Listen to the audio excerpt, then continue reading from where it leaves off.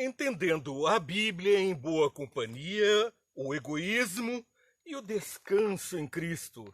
O egoísmo, o eu como centro do meu eu, a minha adoração. Ismo é a simpatia, adoração. Ego, eu. Egoísmo, eu me adorando. Mas não foi isso que Jesus nos ensinou. Ele falou ao diabo: ao Senhor teu Deus adorarás e somente a ele darás culto. Está registrado em Lucas capítulo 4, verso 8. Jesus repreendendo Satanás quando ele colocou: eu te darei todas as coisas se prostrado me adorares.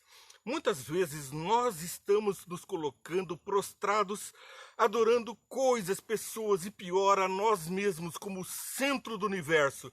O egoísmo avança sim para o egocentrismo, o eu no centro.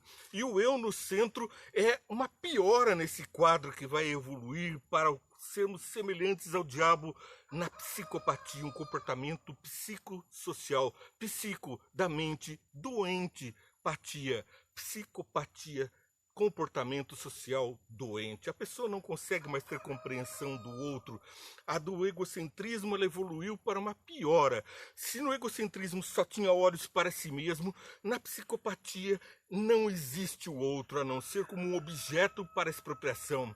Expropriação dos seus bens, porque o direito é dele, as coisas são dele, as pessoas são para ele. Esse é o próprio diabo, Satanás. E as pessoas que se assemelham a ele precisam da vacina, o descanso em Cristo, como uma fórmula para estarmos livres deste pecado, o pecado do egoísmo. E para vivermos uma vida produtiva. Hoje vamos tratar desse assunto no Entendendo a Bíblia em Boa Companhia. Não perca, não saia daí, porque os versos da Bíblia representam o remédio, o antídoto, a cura para quem está doente, o antídoto para não ficarmos com a doença do egoísmo, mas obedecermos ao mandamento do nosso Senhor Jesus: ama teu próximo como a ti mesmo. E foi então Paulo quem disse em Filipenses capítulo 2, verso 5: seja a atitude de vocês a mesma de Cristo Jesus. Eis aí a cura e o descanso em Cristo. Vamos orar. Senhor Deus, estamos diante de Ti para recebermos o Espírito Santo e compreendermos as lições que tem para nós na Tua Palavra. Que nós possamos ter a plena compreensão e não estarmos perdidos em nós mesmos, em pensamentos que não sejam os Teus. Ilumina, portanto, a nossa mente e abençoa os que estão participando com as mais ricas bênçãos que o Senhor tem reservado para nós. Em nome de Jesus eu peço. Amém, Senhor.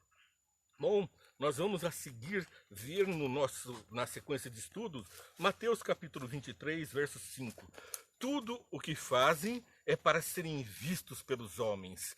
Essas pessoas que querem acumular riquezas, que só pensam em si, tudo que eles fazem, ainda que egoístas, egocêntricos e psicopatas, é para poderem ser aplaudidos. Quando eles fazem a caridade, eles não seguem o conselho de Jesus: faze com a mão que a outra não veja, para que você não seja aplaudido e receba a recompensa aqui na terra.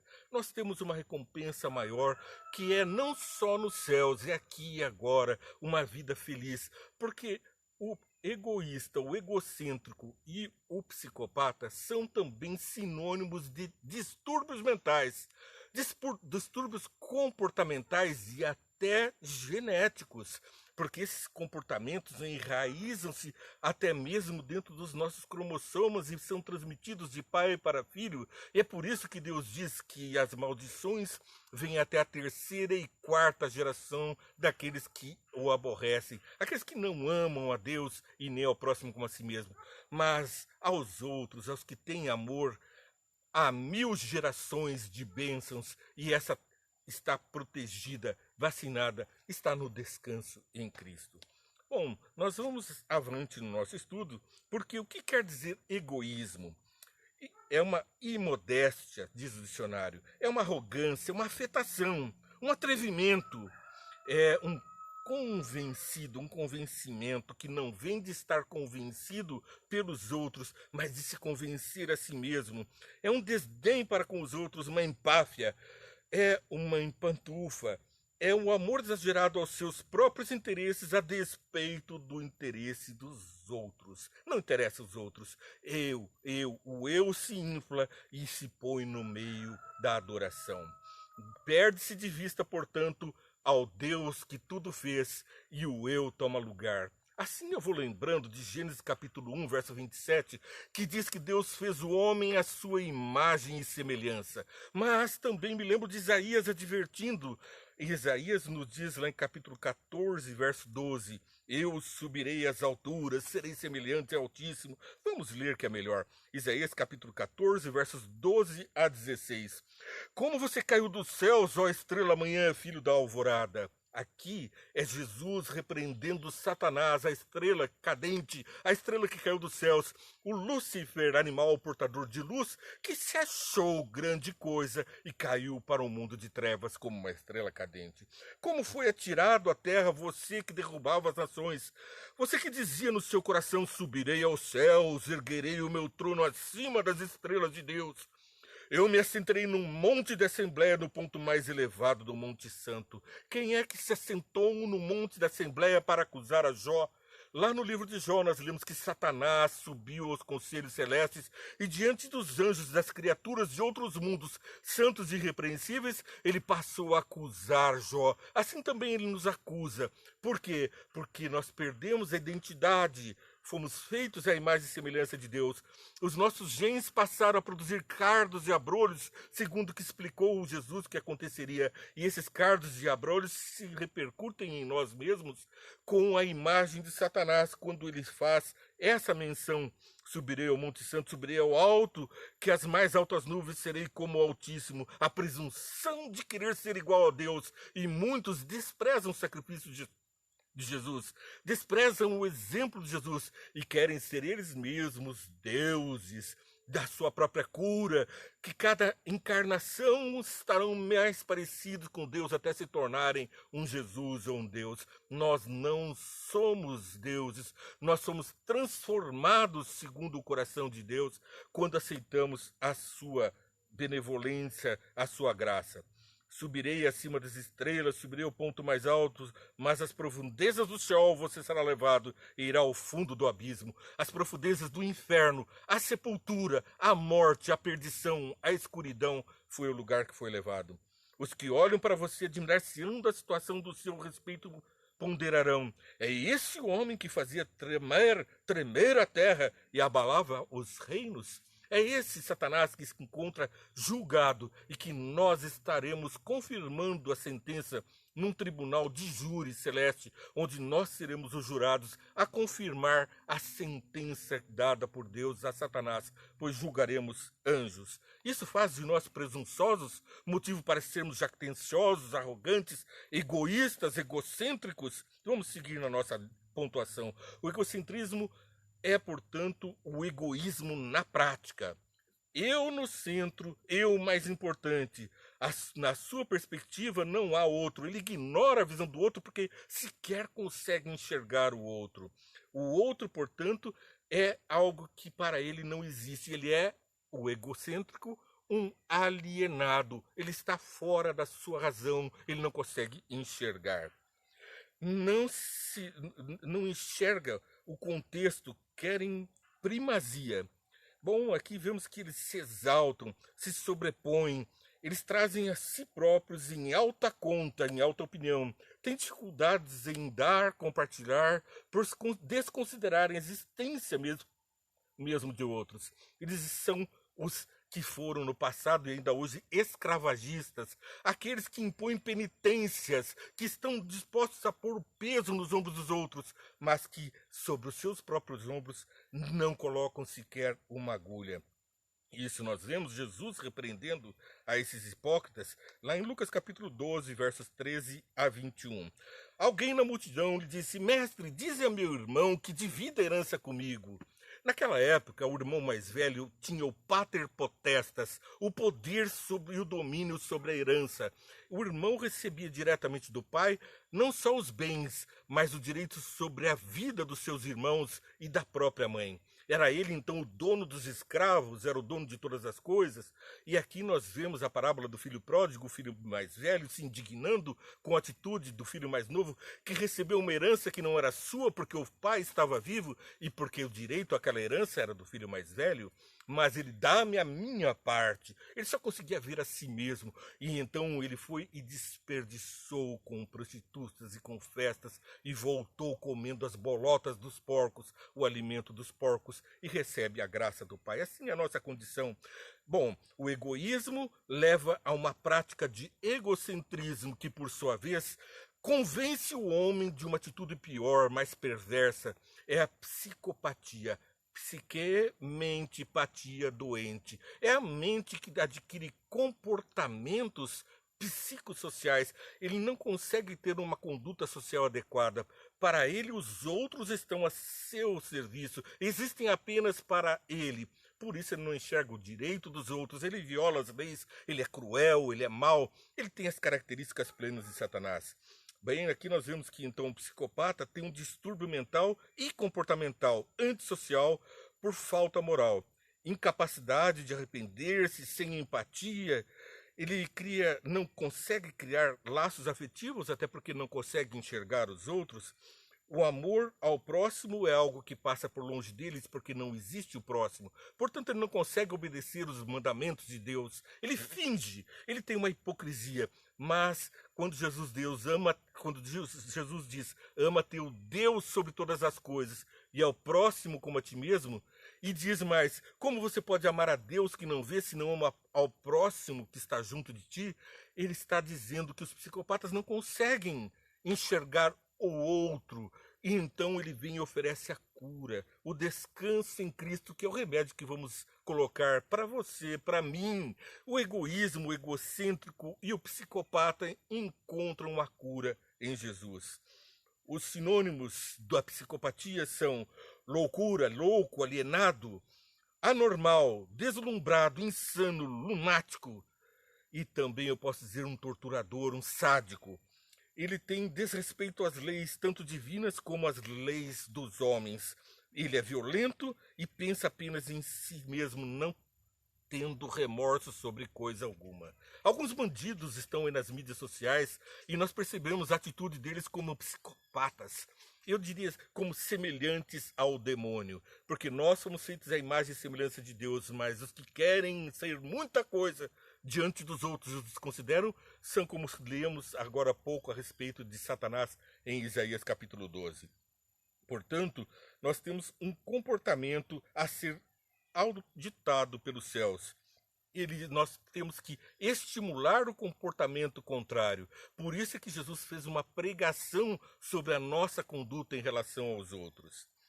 Bom, nós vemos também em Filipenses dizendo que lá no capítulo 2, versos 5 a 8, que Jesus, sendo o rei do universo, o todo-poderoso, o magnânimo, líder, chefe dos anjos, criador de todos os mundos e tendo adoração de todos os seres dos planetas, ele se fez homem, se humilhou a ponto de morrer a mais cruenta morte pendurada numa cruz, tendo a sua nudez exposta, a nudez do pecado que foi aquela que ele cobriu com a sua própria pele, a nudez de Adão. Quem te disse que estavas nu? Perguntou Jesus a Adão no paraíso depois que ele pecou. Quando ouvi teus passos que estavam passeando na viração do dia, eu me escondi porque estava nu. E Jesus pergunta, quem te contou que estavas nu? E o diabo que acusava Adão agora também gritava, crucifica-o. E ali está Jesus na cruz, morto, nu. Ele está nu. As suas roupas foram rasgadas e repartidas entre os pecadores, para que todos possam se cobrir com a justiça de Cristo. É emocionante ver como os céus se abrem para mostrar o altruísmo, o amor ao próximo e o Deus do amor, Jesus Cristo, o Senhor, que é capaz de transformar, porque o amor é cheio de empatia, simpatia, ele é cheio de amor ao próximo e por isso Jesus foi capaz de dar a vida por aqueles que o estavam ali crucificando. Por mim, eu que sou um grande pecador, que grito todos os dias pelos meus atos, ignorando aquelas pessoas que estão em torno de mim, crucificam. porque ele disse: e vocês, quando me visitaram na prisão, quando me deste de beber, quando me deste de comer, quantas coisas eu os reconheço, mas a vocês que não me viram, não me ouviram, vocês que não cultivaram a empatia, mas o orgulho, a vaidade, o eu, o ego, o egoísmo, o egocentrismo, a psicopatia, filhos do diabo, esses eu vou dizer: não vos conheço, apartai-vos de mim.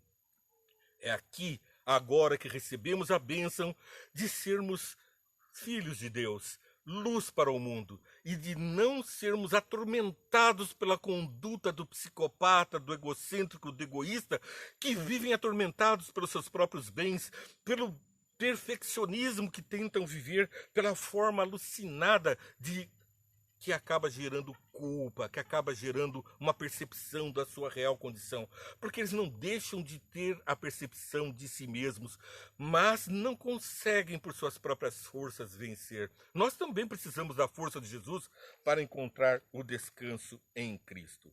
Bom, nós seguimos o nosso estudo lendo aqui o Mateus capítulo 6, verso 19 a 21. Não acumulem para vocês tesouros na terra, onde a traça, a ferrugem destrói e onde os ladrões roubam e furtam. Mas acumulem para vocês tesouros no céu, onde a traça e a ferrugem não destroem e onde os ladrões não arrombam nem furtam. Pois onde estiver o seu tesouro, aí estará também o seu coração. Nós somos roubados por nós mesmos. O egoísmo nos cativa e somos escravizados. Os olhos são a cadeia do corpo. E se os seus olhos forem bons, todo o seu corpo será cheio de luz. Mas se os seus olhos forem maus, todo o seu corpo será cheio de trevas. Portanto, se a luz que está dentro de vocês são trevas, tremendas trevas são. Ninguém pode servir a dois senhores, pois ou odiará um e amará o outro, ou se dedicará a um e desprezará o outro. Vocês não podem servir a Deus e ao dinheiro, a Deus e a Baal, a Deus e a Abaddon, a Deus e aos ídolos desse mundo, mesmo que esse ídolo seja você mesmo. Nós temos 1 Timóteo, Paulo dizendo no capítulo 6, verso 10. Pois o amor ao dinheiro é a raiz de todos os males. Algumas pessoas, por cobiçarem o dinheiro, desviaram-se da fé e se atormentam com muitos sofrimentos. Porque é isso que faz. Agora há pouco estávamos conversando sobre uma determinada pessoa que, tendo muitos bens, não parava de reclamar dos impostos, das ocupações, das preocupações que traziam esses bens. Não houve, então, tem de paz, vai, vende tudo que tem e dá aos pobres, e termina com essa aflição. Bom, a riqueza é uma bênção de Deus, não é um pecado em si, mas quando ela se transforma em um ídolo, um objeto de adoração do eu pelas coisas, onde eu coloco-me no pedestal por ter e não por ser, aí tem muita coisa errada. Aí eu não estou sendo a imagem e semelhança de Deus, eu estou sendo a imagem e semelhança dessas coisas fúteis. E Paulo também nos diz em Filipenses capítulo 2, versos 3 a 11, mas eu esqueci de ler. Também, vamos ver aqui, bom, vamos a Filipenses 6, 10. Filipenses capítulo 6, verso 10. Pois o amor ao dinheiro é raiz de todos os males. Se o dinheiro é a raiz de todos os males, quando? Quando nós passamos a sermos escravos do dinheiro, tentados por ele. Filipenses 2, 3 a 11. Onde nós estávamos lendo: nada façam por ambição egoísta ou por vaidade, mas humildemente considerem os outros superiores a si mesmos. Olha que remédio, que antídoto contra o egoísmo, o egocentrismo e também contra a psicopatia. Enxerguem o outro. Cada um cuide não somente dos seus interesses, mas também do interesse dos outros. Olha o amor. Você não cuida só de si, nem tem os outros para si mesmo. Você se põe como servo, lava os pés dos discípulos e até de Judas.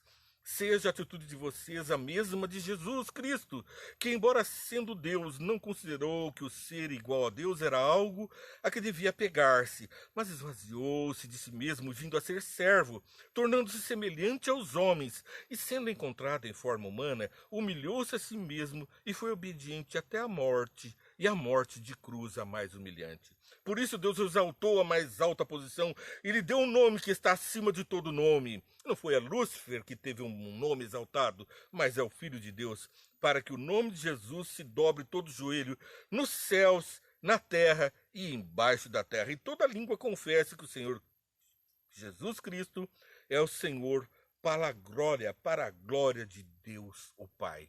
Você, filho de Deus, imagem e semelhança de Deus, quando assim age para a glória de Deus. E Pedro diz que em assim agindo, atormentamos os outros, fazendo-os adorar a Deus. A nossa atitude é objeto de louvor dos homens diante de Deus. Eles reconhecem o poder e o amor de Deus. Filipenses capítulo 5, verso 8.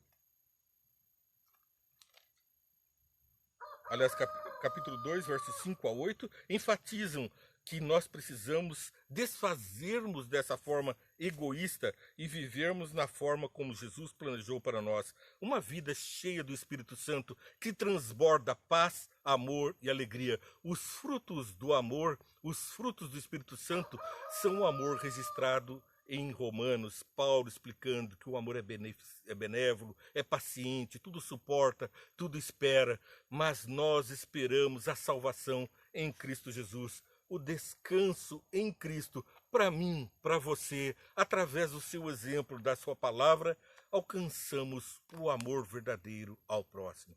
Você assistiu agora Entendendo a Bíblia em Boa Companhia, todos os dias com você. Você já curtiu? Compartilhou? Então toca o sininho, siga a programação, você vai ser alertado dos outros programas diariamente com você. Assim assista também 5 minutos, vê e entende o resumo desse programa para quem está com pressa, assiste rapidinho e depois Entendendo a Bíblia em Boa Companhia, com calma. Mas seguindo a página, você vai dar relevância a essa mensagem, fazer alcançar ao próximo e fazendo trazer descanso a muitos que estão num mundo de aflições. Sem esperança, no mundo tereis aflições, tem de bom ânimo, eu venci o mundo, vença o mundo na companhia de Deus, que Deus te abençoe e faça de você uma luz maior.